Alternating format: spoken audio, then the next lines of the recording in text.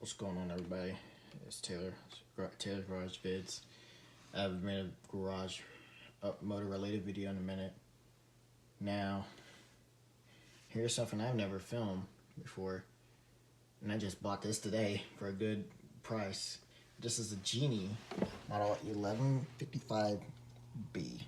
Yes, the battery backup's right here, which I'm going to demonstrate that sometime whenever I have time to. I don't have the time to today, but I just put this up, or put it together. And to be honest, I kind of like it. And yes, I do have the Aladdin. I don't know if you can see it in there, but I do have the, the Aladdin Connect set up already on my phone. And I'm gonna put some pros and some cons. And this is, I'm gonna do like a little versus between Chamberlain and Genie.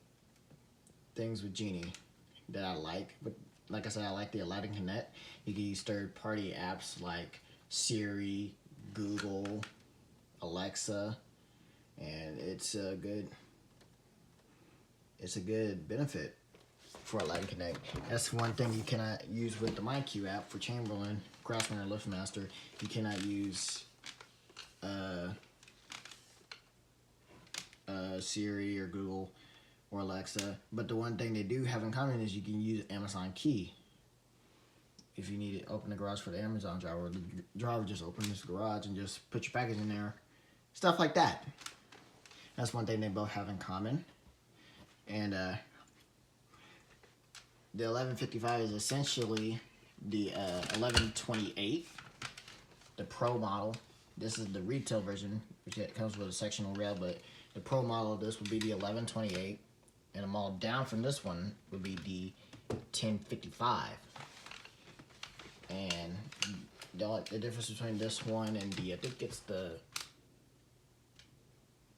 I can't remember what model is it. Let me look at the sheet. I'm not too big on jeans. I'm always a Liftmaster Chamberlain guy, but I have, there goes the light. Anyway, I'm not really big on their models for Genie, but this is one of the few models that I actually like. Like, it's a very good door opener. Like I said, it does not have slow start, slow stop. That's one thing it doesn't have, but it does have a DC motor, 3¼ horses, 3¼ horsepower DC motor. And here's the paper for it. Yeah, like for the belt drive or change drive. This is a belt drive, actually.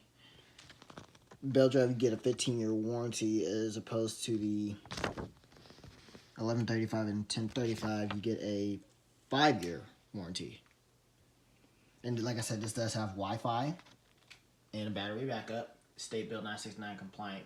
If you live in California, that's one of the things you're gonna need. But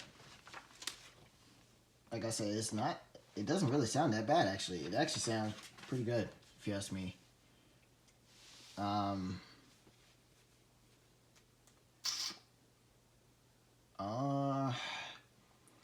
Next time, I'm gonna see if I can try to put this on one of my family's doors. Either be my grandparents' house, or even put it in the garage with the 1045. I'm not sure yet, but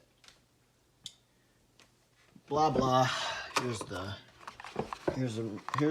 remote that came with it. One of these little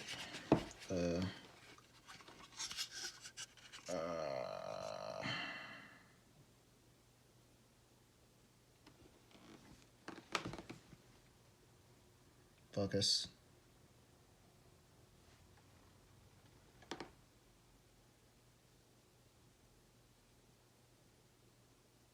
One BTX.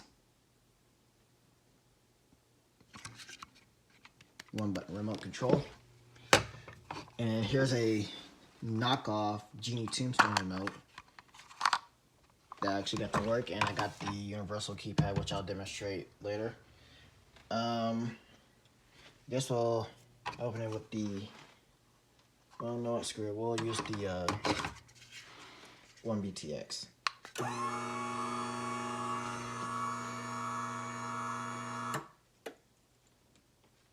Like I said, it doesn't really sound that bad. And I just got the notification that it was just open, which I did with this. And yeah, so far I really like this one. Aside from any other LiftMaster, some of them they put out, I really like this one.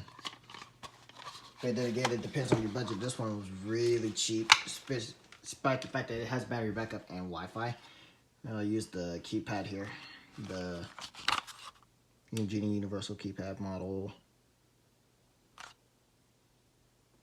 UKEP. This is focus. It's a temporary pencil. I really don't care about it.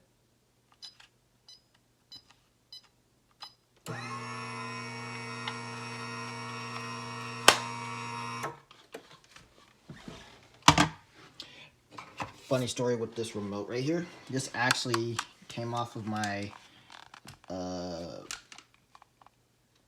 my uncle's overhead door Legacy 496. He gave this to me because he had it replaced with a Legacy 850, which I'll see if I can try to get a video of that, but it does work.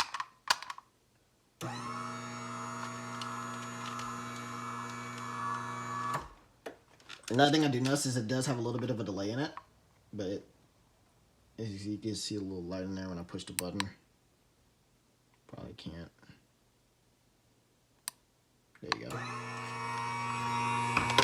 Like I said, it takes a second for it to let the machine to move. But next video you'll see this, the battery backup in action. If you have any questions about this machine, please let me know, and I'll see if I can do a little comparison if I have a DC Chamberlain operator. But between this one and the some of the LiftMaster openers I filmed, the loudest LiftMaster DC motor I filmed was my aunt's 84501. I think this one kind of beats it by a slight margin because it's just ever so slightly quieter. But then again, that's my opinion. Y'all put y'all's thoughts about this machine down in the comments, and like I said, not a bad machine. It's actually pretty decent if you ask me. All right, thank you for watching.